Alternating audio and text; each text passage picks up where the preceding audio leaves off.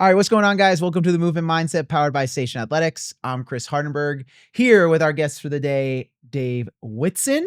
So to set the stage a little bit, Dave is currently our Essex Union district manager.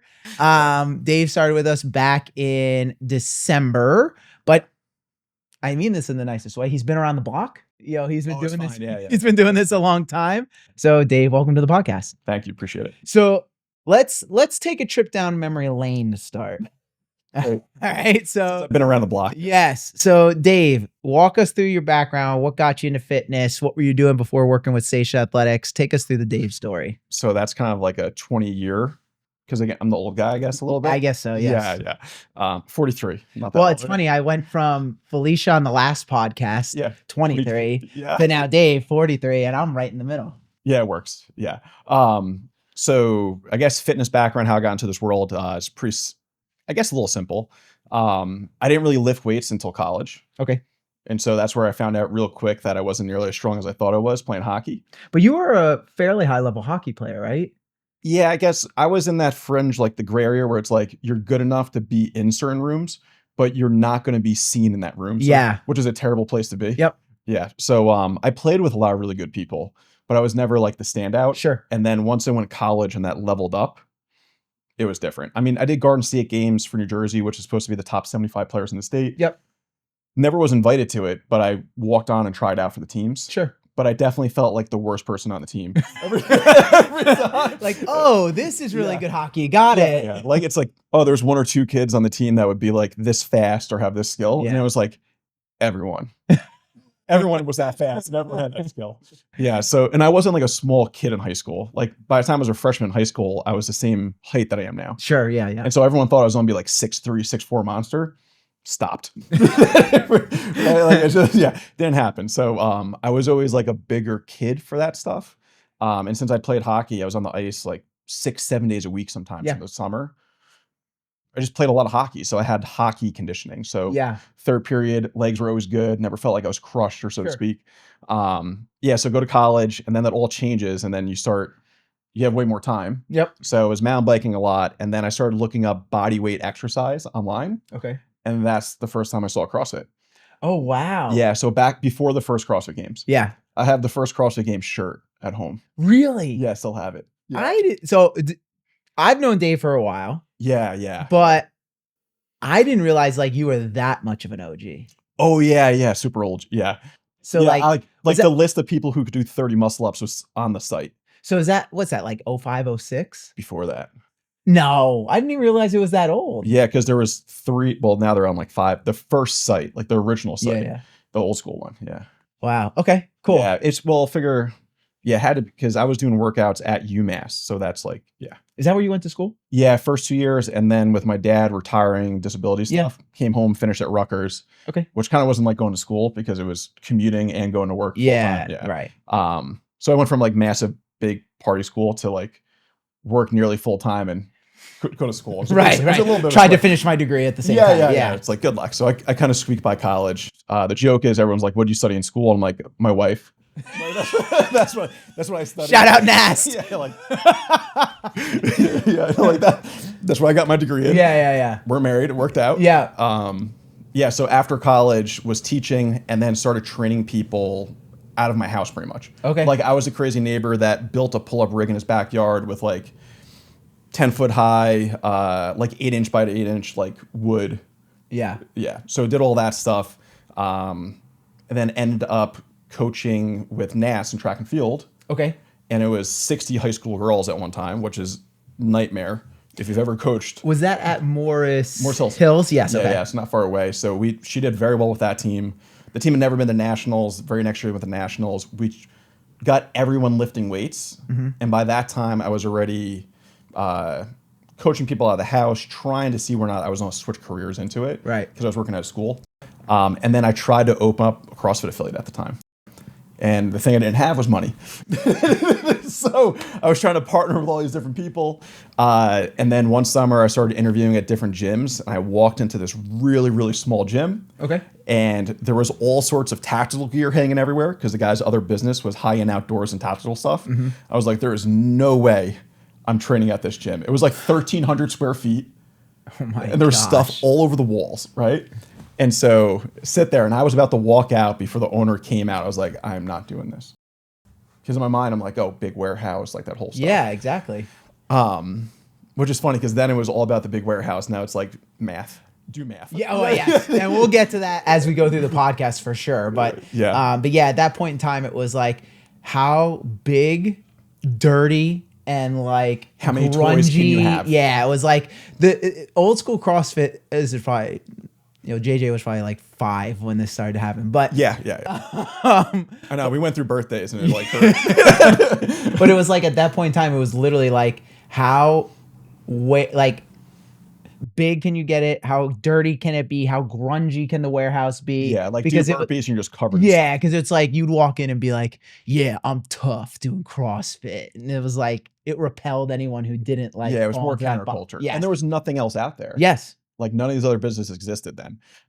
So I tried to partner with different people, never worked. I walk into this gym, the owner comes out, I'm like, oh. And so I sit down with them. Fast forward 3 months from that date, I quit my job and I'm 50% owner of the gym. That was sore. Wow. And then, buildings bought 5,000 square feet downstairs, 5,000 square feet upstairs for other business. And yeah, so literally on a cocktail napkin was written at Shepherd and the Knucklehead, which doesn't exist anymore. Okay. Pretty neat little place. It was the guy's ministry, actually, was his restaurant. Really? Yeah. And so, yeah, on a cocktail napkin, it was a handshake, and I quit my job and talked to Nast, and there we go. What did she think of that? Was it like, what are you doing? Or was it very much like, cool, let's do this? She knew that there was no way I was going to have a career in a school working. Yeah. It just, I never minded the kids because I'm like, you're a kid. Yeah. And it's like, I was in an elementary school for most of it. I'm like this kid's don't go home, pick his nose and play video games and not think about me. Like, I'm okay. Right. It was mostly just the whole atmosphere and the way it worked. And like, that was it. Yeah. And I was a teacher. Actually, a lot of our staff was teachers. So you were a teacher. I was a teacher. Haley was a teacher. Shannon was a teacher. Nash worked out of school, but in discipline and stuff. Yeah. So you're looking at a good chunk of our staff either was teachers or currently teachers. Yeah. And every teacher I've ever talked to is like, kids are great. I love interacting with the kids. I love teaching them things. But it's like the administration and like the politics that can come with public school. It's so much more politics. Really bad. Yeah. Yeah. Because what was weird is that you couldn't be direct and honest. Everything had to be like a clever chess move. Yes. And I'm like, well, I thought I wasn't going corporate life because I didn't want to play politics. Yes. And like there was less politics at the corporation than there was in the school. Right. I'm like, why can't I just be honest? Yeah. And so, let's not waste time. So yeah. So get through all that stuff. So then I owned the gym. And so Steve, the owner's name was Steve. Still text them occasionally to this day. We grow that gym up. When I took it over, there was, I think, in around 35 to 40 people showing up, but less than half of them had memberships, I found out. Because they had no system to do any of that stuff. So it was a crash. I thought I was going to be mentored, and it was like in that stuff. Yeah. But Steve had such a business background, a lot of other stuff. He got mentored. I personally like his company, that the other company he owned. I think he bought it because he was bored, because he was retired already. Yeah. In his early 40s. I think he was just bored. And so like he thinks big picture and all these things, but the little detail stuff was not his thing. Sure. Still, he knows that. It's still not to this day. So we end up growing that and moving to this warehouse. The first time we switched on lights, like bugs crawled out of every corner type of thing. I'm like, I think we can do this. Like, we got this. Yeah. And we did the best we could, and it changed like the way it looked over years, and we advanced the model as we went. And so owned a CrossFit gym for years, and then started to do all like individualized personal training type stuff and individualized design. Yep. Not just for people that just want to be fit, but also people who are coming off of like knee replacement, surgeries. Hey, I'm retiring this year. I'm going to Africa to do a safari with my husband, and I'm nervous I won't be able to walk as much as I need to walk. And I'm nervous I won't be able to get up on the elephant for the elephant ride. Yeah. Like those things. Or even, we had someone who was also near retirement where her joy was gardening, and she could no longer get up and down to garden. Got it. And so we had our fitness people. Like, I want to be fit. I want to just be able to go out and enjoy my life and play with my kids. But we also had people where like they hadn't done anything physical to upkeep themselves in decades. Right. And that's a totally different ball game, because the the amount of volume and how you dose them with things is way, way different. Yeah, and we've talked about it previously too. A lot of the conversation with that type of demographic, there's a lot of like a mental aspect to it as well. Oh, yeah, Like yeah. overcoming mental obstacles or overcoming, like we talked about, like what's sore versus pain, Yeah. what's these are people who have never invested in their fitness before. So like, Yeah, it was a lot of lifestyle discussion. yes, Like, hey, you're not sleeping, you're barely drinking water. The last thing you drink at the end of the day is another cup of tea. yes, Like all these things that maybe you don't think about if you grew up in fitness and stayed fit. yep. If you've never done that, you're having a conversation with someone that's starting Mhm. way low. And the So, other thing is like a lot of people, and I've heard this from clients when I used to interact with them more directly and in my own life as well. It's like you don't realize you feel bad until you start feeling better. oh, you have no idea. No idea. And so Especially when it comes to sleep. yeah, and Yeah, so it's trying to crazy. convince like how many times have you heard like, "Oh, I have this problem or that problem." It's like, "Oh, what's your sleep?" "Oh, I get 4 or 5 hours a night." And it's like, "Oh, that's not enough." And they're like, "Oh, but I feel fine." It's like, you don't. You feel normal, but normal doesn't mean good or right. Yes. Like this is your new normal state, and it's not a great state. No. Yeah. Like you're No. feeling agitated, your body hurts, you do one extra, you get stressed out at work, then your back feels bad. Yeah. I was talking to someone last night where he's like, I don't know why, but my back's been bad this week. I'm like, was work real stressful last week? Yeah, we have all that. I'm like, well, that's part of it. It's Yeah. all your body just looks at stress the same way, whether it's physical, mental, emotional, it's still stress. Yeah. And it all interferes with each other.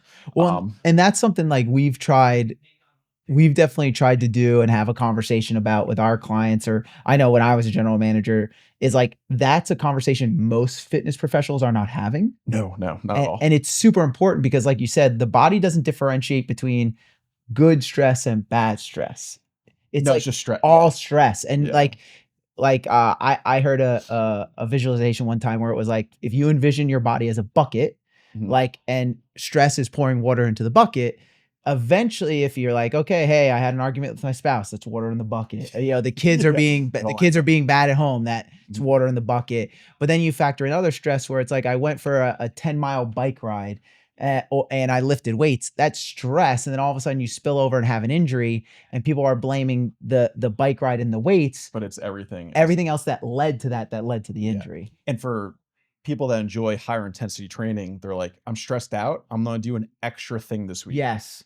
And then it's that extra thing. You're already above your stress capacity. Right. And so all of a sudden, like, oh, I'm just going to deadlift heavy because I just want to let out some rage. And it's like, it's not going to go the way you probably. No, It's especially every decade you get into it, it's harder to Yes. kind of have that. Yes. But yeah, so we had that gym, we had the CrossFit, we had the individualized stuff, dealing with people at a different level. And then we had to face a decision, I don't even know how many years ago it is now, where we were moving to a new location. We were starting a new business. Yeah. But I was also taking care of my father. I was commuting 45 minutes one way. And I had to make the decision, like either I move forward with this and I drop everything my father, but I also know what it takes to start a business fresh. Yeah. And so I made the decision. It was funny, I was just talking about this with Noel, who we haven't met yet, pastor from a church. Yes. So Noel, I didn't even realize, I forgot I had the conversation with him. And I was like, I don't think I can take care of my father and be a husband while starting this new location. Yeah. With new coaches and all the stress of a new location. For sure. And so Nas and I made the decision to sell everything. So we got out. Yeah. And the option was like, all right, we're going to sell everything. We still have a lease. We got to get out of our lease.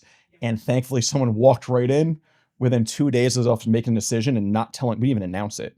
Oh, really? Yeah. So in came this guy. He wanted the space. He wanted all the equipment. He wanted client list stuff. It's funny how God works like that. It was crazy. Yeah. But the funny part is we're sitting there talking with the manager who I still speak with at the time, Sam, and Nas. And Nas was like, I think another CrossFit gym is going to want this space. And I was like, not a chance.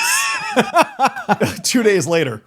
Whoosh, Yeah. right in. I want this, and it's going to be CrossFit, and it's going to be awesome. Yeah. Like, great. You ready got to it. go. Ready to go. Like you've been looking for a long time for a space. Awesome. And I was like, that is crazy. And Nas was like, told you. Like, great. Appreciate it. Yeah. I told you. I'm like, great. So it went real smooth, thankfully. Yeah. Was smooth. And so I took nearly 2 years off from working and I called it my midlife retirement. I just took care of my father. So I took care of my father. Nas and I spent a lot of time together because we were post-COVID, the stress and everything, Sure. right? So I still take care of my father, but I took care of my father every morning, did all that stuff, took care of my mom, fixed up did as much as I could with them. And then I was like, I need to get a job again at some point. And so I started looking online, doing the normal stuff. I'm like, what can I actually do? And I'm like, I'm a terrible person to have in an office of a corporate world. I'm just not. Isn't that funny though? Like a guy like you, it's like you developed so many skills running the business, and yet you're sitting there like, what can I even do? It's like, well, but I'm filling like resume and like filling out things and having discussions with HR departments. And it's weird, but since I did a little bit of everything, right? Because if you're a small business owner, it's like, oh, marketing, content creation, like developing employees, firing, hiring, like you just do everything. And so, so it was weird having conversations with them. They're like, so what have you done? I was like, name it.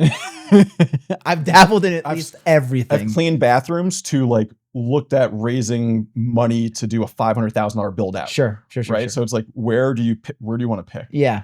But since I had no niche or no specialty, or like I went to school for biology and I had some like minor stuff in there. Sure.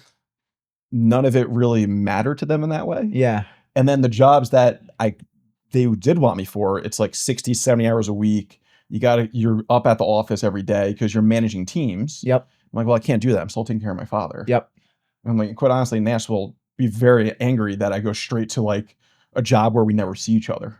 So it's especially because you just spent 2 years not repairing the relationship's not the right way to look at it, but it's more like because I went through COVID as well. It was extremely stressful to be like multiple location stress. It's like, okay, I now not only do I not know how everyone in the company is going to get paid, I don't know how I'm going to get paid and pay my bills. So it's like for you guys, because the way I tell people is like, as I'm sure you know, people have a tendency when they don't own a business to be like, dude, you just do this, this, this, and this, and you're going to be fine. And it's like, you don't understand. The other joke is like, oh, you own a business. You have $100,000 in the bank. Yes. It's like automatically I have money everywhere. It's like, really? It's just falling out of my pockets. It's like, really? Because I can't even get you to take out the trash on time. Like, that's what I learned too. Is like no one's this is gonna sound bad.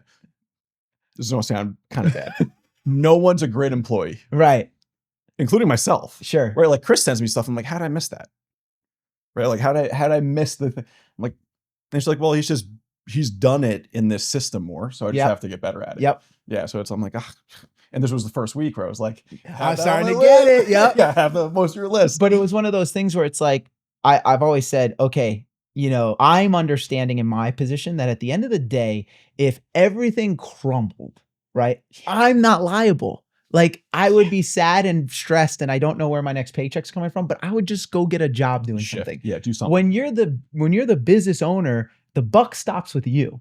Yeah, any debt, anything that's owed, wherever it is. Yeah. I mean, if anything, it worked out that the pressure hit enough early for me that I didn't say yes to all this investment money. Right. Because then I would have all that to figure out too. Correct. And so we were pretty clean by the time it was done.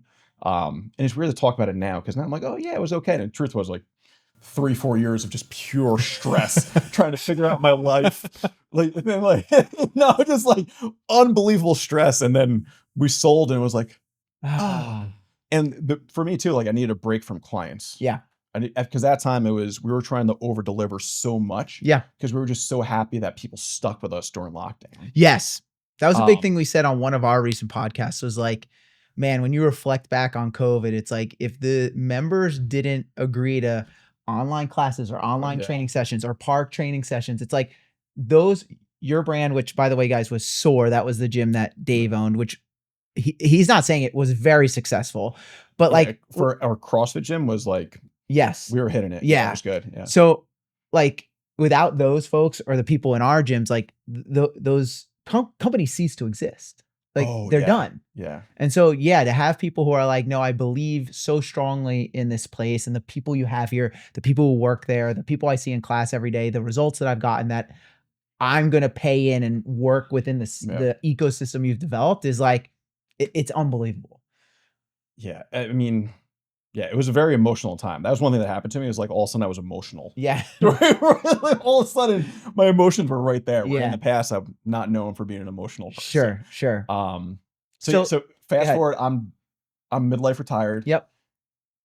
Nash starts going to Roseland. Yep. And it's like, yeah, I'm like, it's Chris, right? Like Chris Hardenberg. And she's like, wait a minute. I'm like, yeah, that Chris. Because the first time I met Chris, you were a kid coaching at a CrossFit gym. Yes. And How old are you, JJ? 23. So I was a little older than you, but not much. Yeah, but you were you're not fresh into the training world. You were that like new energy. I want to do everything. Like piss and vinegar. I'm learning so much. There's so many things I want to do. Yes. Yeah. And so he was coaching these Friday nights with Faith RX and everything. And there would be how many people at those things? I mean, probably 60 plus people there. Which to be it's kind of a tough situation. Yeah. Because there's always someone not happy. You have no idea the level of people coming in. But it was like a freebie thing that we're doing for the community. Sure. Right.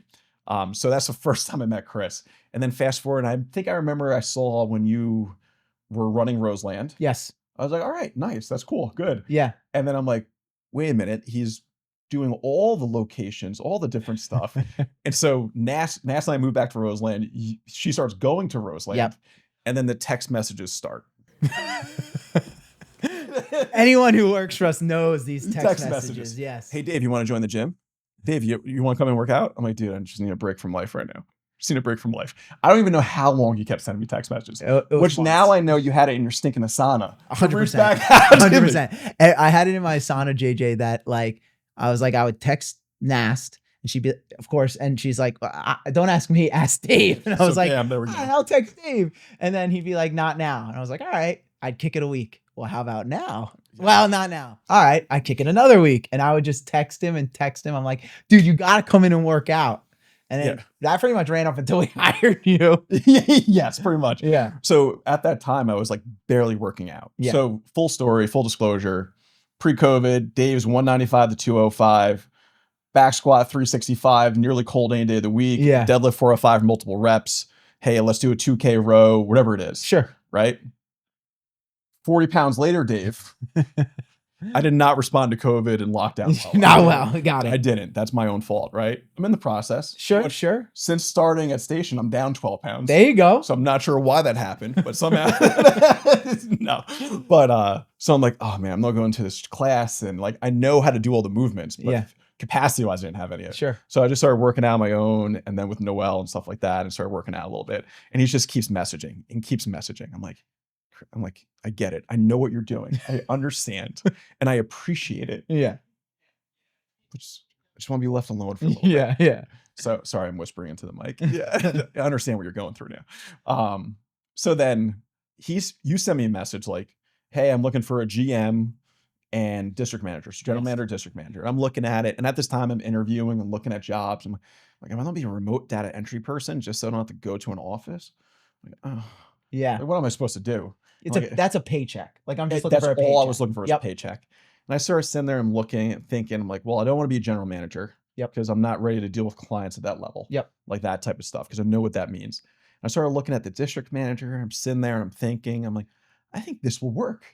I'm like, I know Chris. I know like a good amount of your values and beliefs. Right. So I'm like, I think this is going to work. This can work. And so our first interview wasn't even really an interview. No. Dave and I probably talked for almost 2 hours. Legit. Like I asked you some interview questions, and then it was just like, it like devolved into just like talking business. And honestly, listen, us having a pre-existing relationship helped that conversation. Oh yeah. Cause you can jump right into it. Sure. But like, I'm not trying to figure you out. Yes. But I came out of it like, kind of like you were like, I think this could work. I came out of it like, I think this could work. Cause I was like, full disclosure, I said to you off the bat, I was like, you've owned a successful gym, and anyone who is used to calling the shots, is used to calling the shots. And usually it's like, well, I don't know if you experience this. You hire someone, they come in, the first thing they say to you is like, oh, I would do it this way. And it's like, well, I haven't even give you a job description yet. And you're already telling me how to change things. Right. And not that I thought that was you, because I knew you, but it's like, again, that's an adjustment.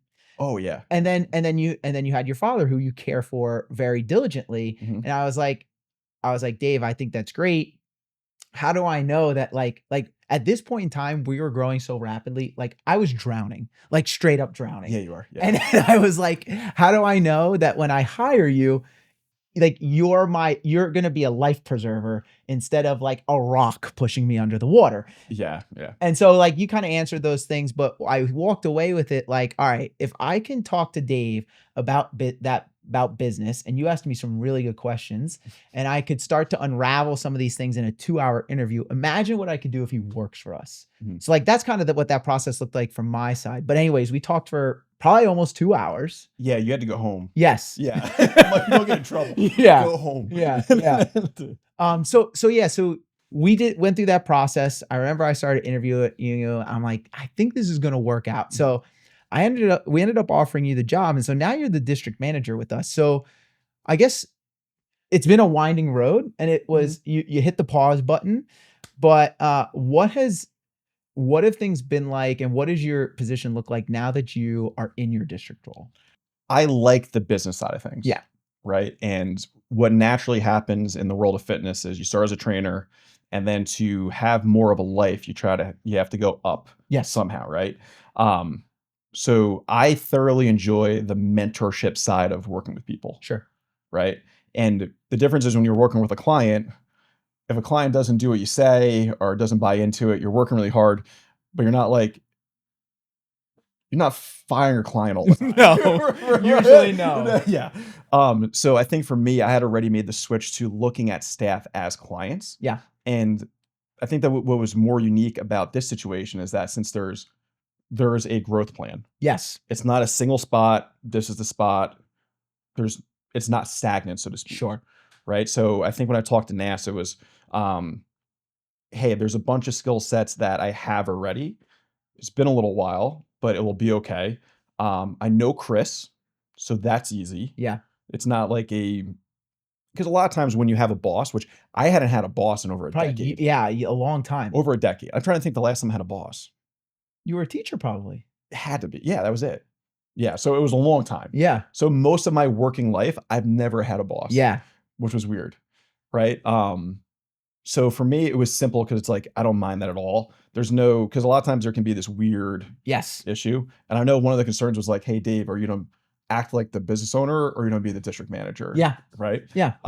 Which for me, it takes weight off not being the owner. Right. And I can sympathize with ownership, and I can sympathize with, so I'm in this unique middle ground where I can be the wall, I can be the advocate for up the chain and down the chain. Yes. Which is, from my end, extremely powerful and helpful.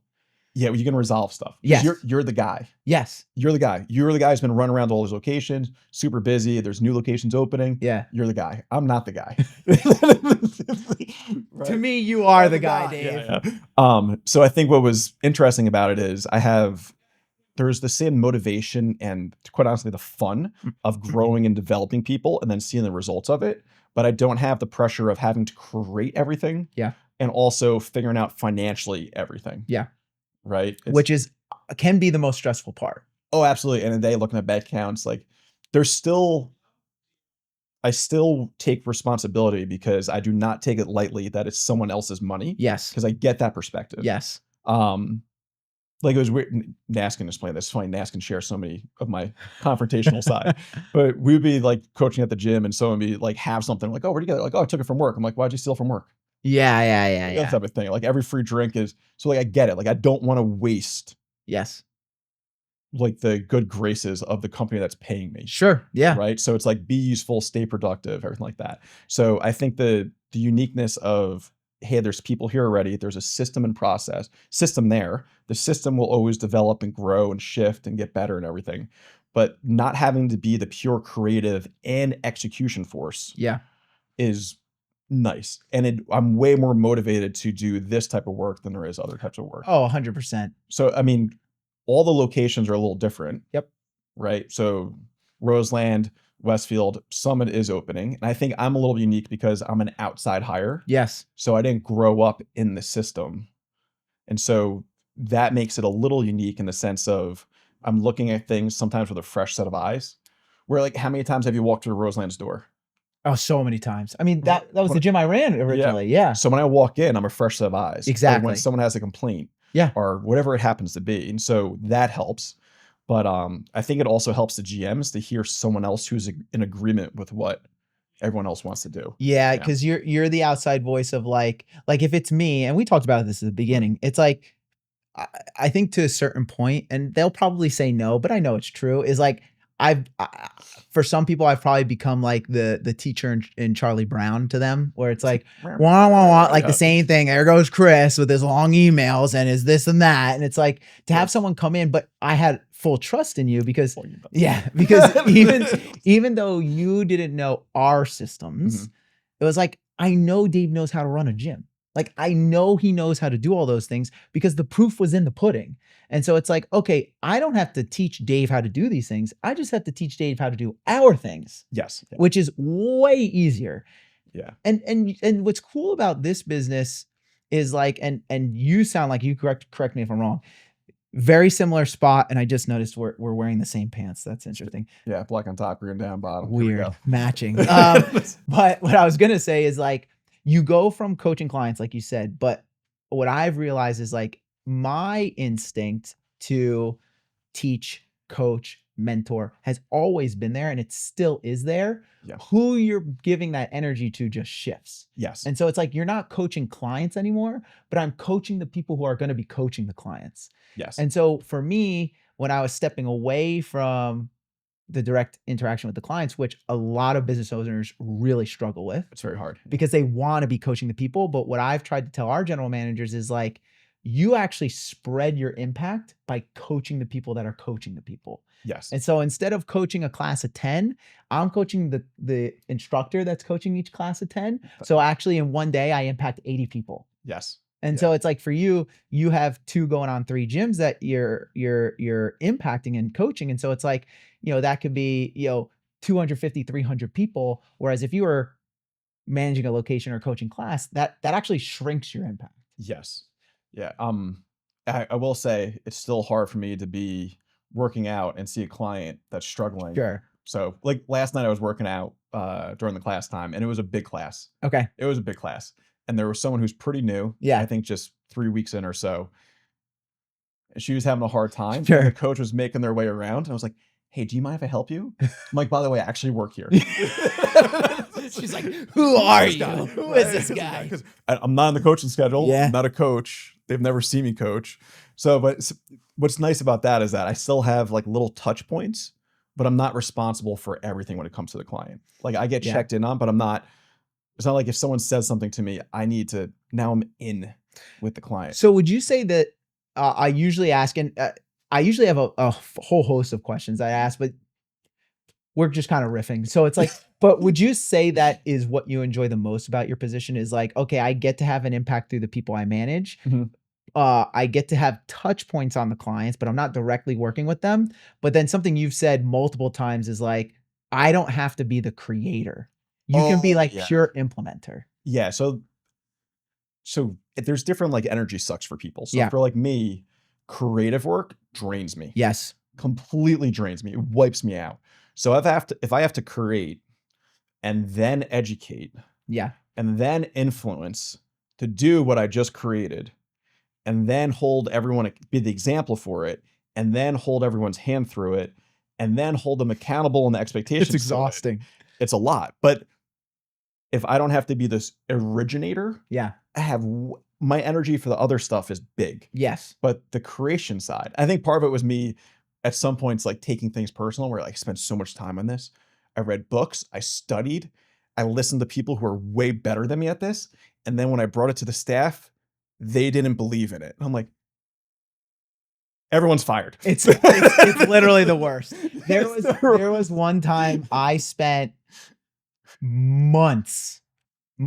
So our current compensation package for our general managers, I was not what it was forever. Like everyone's in the same spot when you're a new business owner. Joe's just like, I don't know, I'll pay you this, right? And so I think this will work. Yeah. And then you learn about taxes more. Yes.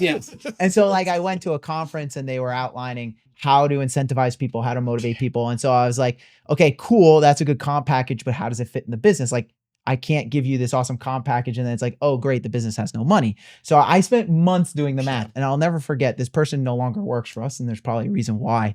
And I was like, this is your comp package. This is, you can make more money. This is what you got to do. Here's your opportunity. And the response I got was like, part of the reason why this person no longer works for us, they go, so I have to work more. And I was like, Like, to me, yes. it's like, you have the greatest job in the world. You wear workout gear all day. Yeah. You kind of set your own schedule as a general manager. Yeah. Like, you work at a gym. Do you know how bad it is to work in a corporate office? You know what? So that's what, I think it was Ben Bergeron back in the day was like, you have the greatest job in the world. Yeah. You have the greatest job in the world. And still for me, like, I don't wear a suit every day. Right. But again, we don't have as much trouble with that now because we have the right team. And that's the big thing is like, it is hard when you roll that stuff out and you spend all the time. And then it's like, I've learned that it's like, okay, just because I think it's great, I have all this background for why I know it's great that you don't have. Yes. And so it's like, I have to be understanding of that and try to relay it in a way that's like showing you, this is why it's good for you. Yes. And when we do that with our staff now, they're like, let's freaking do this. Whereas like we've had people in the past, and I'm sure you had people at SOAR that it was like, well, I don't want to do that. We don't really get that anymore because we have the right team. Yeah, I think, well, that's a skill set too, is learning how to communicate.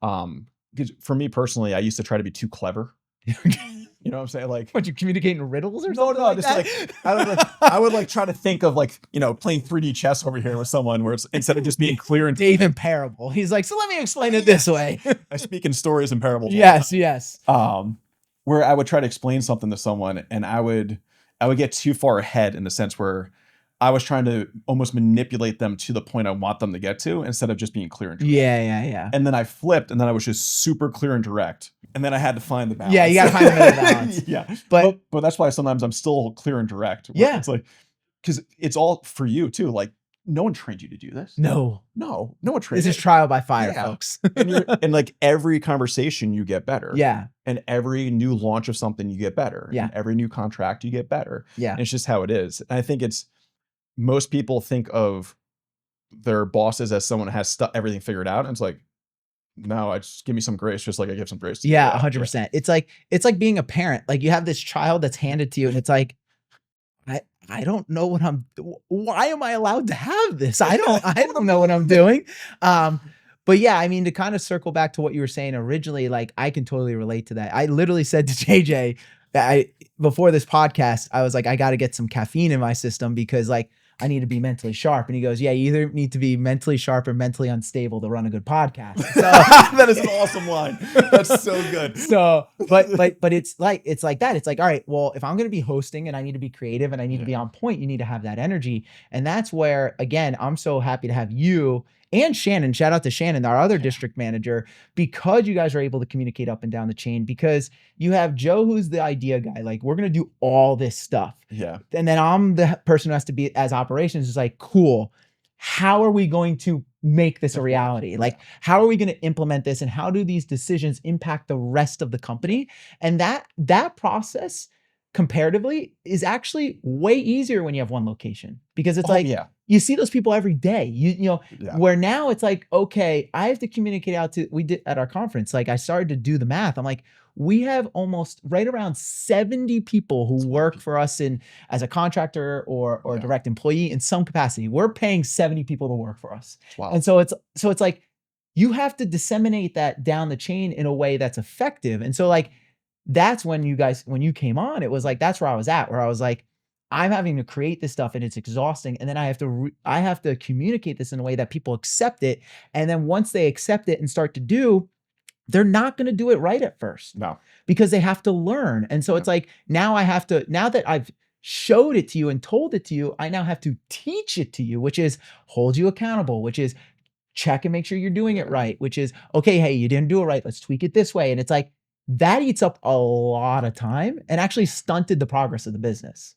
Oh yeah, because you were going to every location, and then it's also strange to have that many locations at different points in adapting things. Yes. And so it's just hard. And so when you walk in, you have to set yourself for the person you're talking to, where you're currently at on it, where it's much easier just to, if one person's dealing with 3 to 6 managers, it's way easier than one person dealing with 10, whatever it is. Yes. And then hiring and figuring all the other stuff. Or even like you said, like, all right, I'm dealing with 8 managers. My job is just to manage them. Yeah, nothing else. I'm not doing any of the other things. Yes. All the other stuff you do. Yeah. Yeah. And that's something, like, to segue a little bit, I try to talk about on all our interviews, something I actually stole this from a guy who used to shoot for us. His name's Byron. He said everyone has a superpower, just something they're uniquely good at. And what I liked when he said that to me when we started the podcast, I liked it because it forced me to look at all our staff and be like, what is this person uniquely good at, right? And something that you're super good at, and we were actually talking about it off air, which we wished JJ turned the mics on, is you're really good at. It's not your fault. Yeah. You're really good at organization and efficiency. Like, yes. So like if you were to look at, like, if we were to be tools, I'm definitely a hammer. It's like, here's the problem. And it's like, I know what I know. And because of that, I know how I would solve the problem. And that may take 20 hours, but that's all I know. And I don't want to take the time to figure out how to make that more efficient. So that may take 25 hours. So I'm just going to do it. And you said it to me. It's like you solve the problems through hard work and like brunt force. Yeah, you're just going. Yeah. Where like you're more like a scalpel, where it's like, okay, hey, like but I hired Dave. He hadn't even started working for us, JJ, and he's like, hey, just want to let you know, I watched about 20 hours of YouTube on Asana. I think I know it up and down, and I think we could do blah blah blah blah blah. And I was like, great. You know what?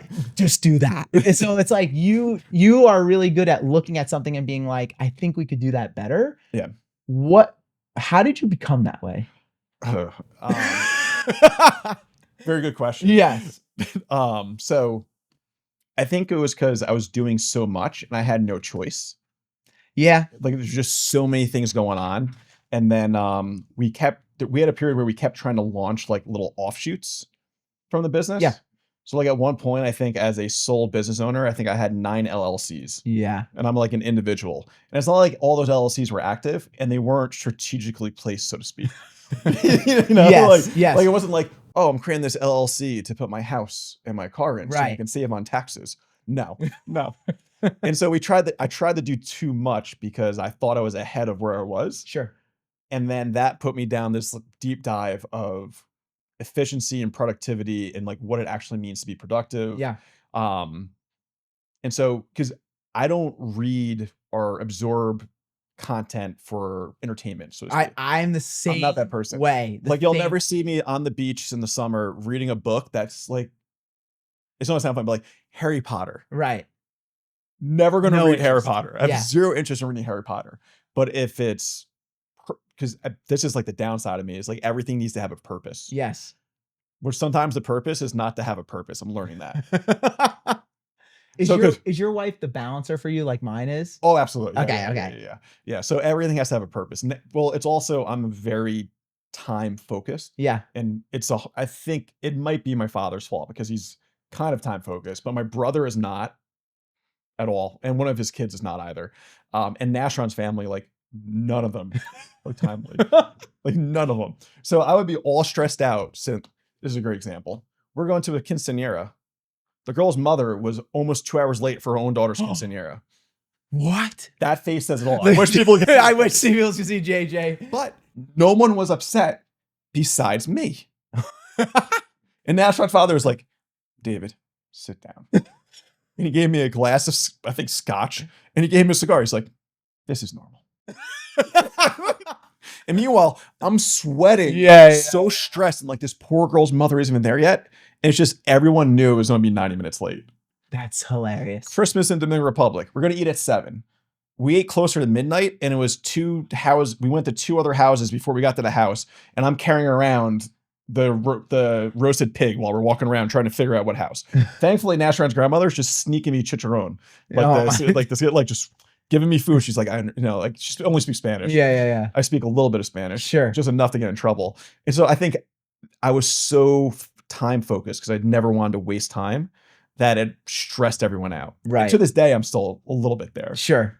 Like even leaving my house to come here this morning, I was like, listen, I told everyone I need to leave at 11 the latest. Yeah. And I need you to wrap this up. let's go. I gotta Like, get out the door. Because part of my like value system is like, it is wrong of me to make other people wait for Yeah. me. Yeah. I never want to waste your time. Sure. And so since I became so time conscious that I had a hard time relaxing, Yeah. because like every moment was the time to do something. Yes. And that's why I still like, I sent you something I don't even know what time it was last night. Yeah. It was late, and it actually took every ounce of me not to respond. I was like, that's why sometimes I don't want to send you stuff. I know, because we're the same way in that regard. Great story about Chris. So I literally sent him an email, and the title of the email was "Do not read this till Monday," because it was a Friday night. You just started working for us. Yeah, I was like brand new, and I was like, silly Tiffany, days. you're ready. I'm gonna respond. No, it was after your laser tag, I think. Yes. Because Tiffany was like, "You guys have to stop talking shop. Stop talking about business." I was like, "What else is there to talk about?" Yeah. So I sent them the email, and I literally put, "Do not answer till Monday," and you answered me like, I think 12 hours later or something, which I'm sure still was hard for you. Yeah. I was like, I told you not to answer this. Yeah. I'm like, I can't send Chris stuff at night, and I want to make sure I don't send him stuff on the weekend. Well, I did that. Yeah. But you didn't answer to it. Yeah. So I became so time conscious, and I realized too that I had employees that were very scatterbrained. Okay. And I didn't know how to implement a system to help them be organized. So I went down this crazy deep dive on productivity and efficiency. So between, I forget his name, he's a doctor from UK. Now all he does is YouTube stuff, Atomic Habits, Get Things Done, like all these different things. Second Brain by Raphael, I forget his name, but all these things kind of come together to help, because we all keep too much stuff in our head. Yeah. And so the principle of Second Brain is you need a system to dump the stuff out of your brain, because you're much better at creating things than you are remembering things for most people, because you're always creating solutions to whoever's in front of you. And then if you can dump your brain out and then submit to that system and to that calendar, you have way more free time. Yeah. You just do, so you can sit back and enjoy stuff. And so, because no one ever really taught me how to schedule my day myself, right? And then how to prioritize things. And we've all heard stuff like the Einstein thing where it's like urgent and important, whatever, like delegate, whatever, or even Parkinson's law is things take as long as you give them to get done. Yep. There's like the vacation miracle, the day before you go vacation, you get your whole to-do list done. Yes. And so there's all these principles that help you kind of like guard your time, so you have the time to do the stuff you enjoy. Yeah. Like, I kind of work 2 jobs right now. Sure. Nass and I went out to dinner twice last week. That would have never happened 8 years ago. Right. It would have never happened ever. We have new hobbies, different stuff like that. So, because what I know is that if you work so hard and you're not doing the things that bring you joy outside of work becomes way worse. Yeah. Like, there needs to be a purpose to it. That's more than just like, I get it. It's incredible to help clients. Like, there was a couple of sales that happened last night that kind of came out of the blue. And like at Roseland, and like I was jacked. I was so happy. Sure. Right. Quan was like, it was like, hey, we'll take them. He's like, yes, we will. Like, because it just came out of the blue. No, like a walk-in and then a referral. Like, it's just awesome. But at the same time, that can't be the source of like my joy and happiness, so to speak. Sure. Because anytime you work with people, you have extreme highs and you also get extreme lows. Yes. It's just the way it is. I was explaining to Armando, I'm like, hey, no, like with your daughter, like there's these highs that you never thought you could have, and there's these lows that you never thought you could have. I'm like, it kind of happens with this because you're working with people, not to the extent of children. But if you want to experience the real highs, there's going to be real lows with it because you have a new perspective with it. And so I started doing this deep dive to try and make my life more condensed and more productive so I can do the things I enjoy more. Got it. So then I'm not sitting there at 10 o'clock at night because I forgot something. Like, I work late at night now because my day is weird. Yeah. And Nass and I kind of have this weird routine where like, we'll spend time together during the day, and we're both okay sometimes sitting there at night and doing work. Or like Nass will fall asleep and I'll just sit there and do like the last few things, or going to start on the next day early. Right.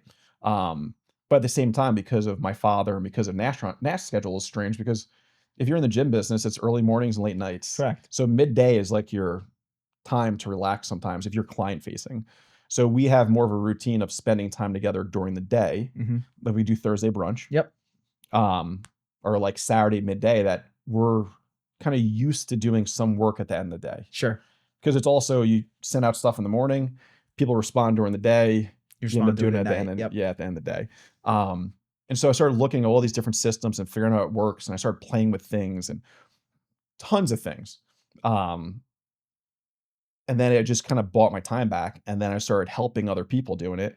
And then because the general managers at the locations weren't really, you're not taught this in school. No. You're not.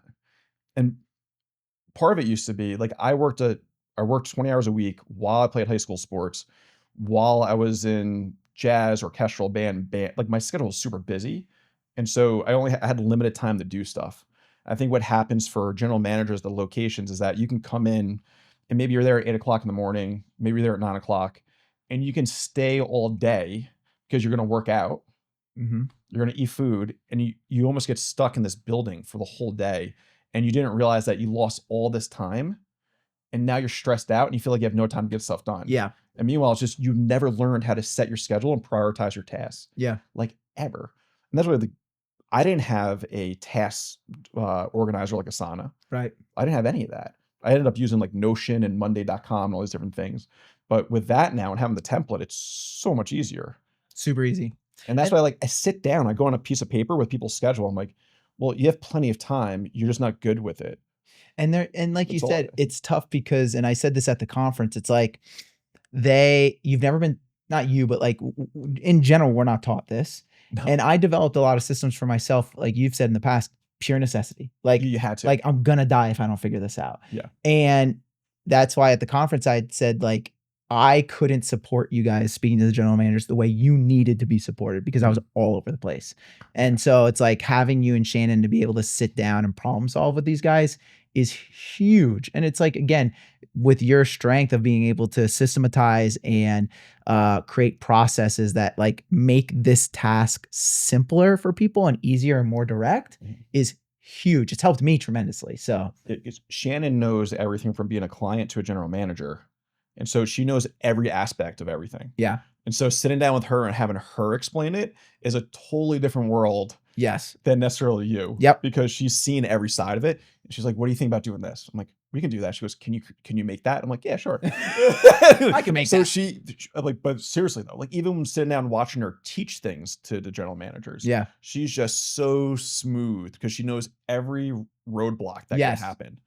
And so she just does it naturally. And that makes it, and I don't know if the general managers realize it, but to have like almost like a guide, like, hey, we're gonna hit a pothole here, so let's go around that because she went through it is huge.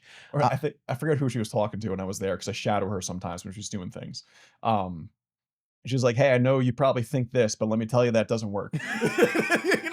Don't do that. No, doesn't don't work. do that. Doesn't go the way you think. Yeah, You think you could wait till this time to do it? Don't. you can't. Nope. You forget.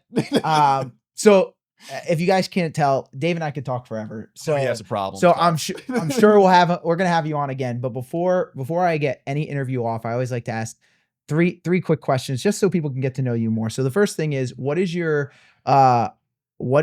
the hardest bad habit for you to break? For me personally, yeah, I think it's information of like constantly learning things that are not needed. Like I can tell you how to do suspension, brakes, all stuff with cars. Am I ever going to do it? No. Why is it in my head? Why do I have it?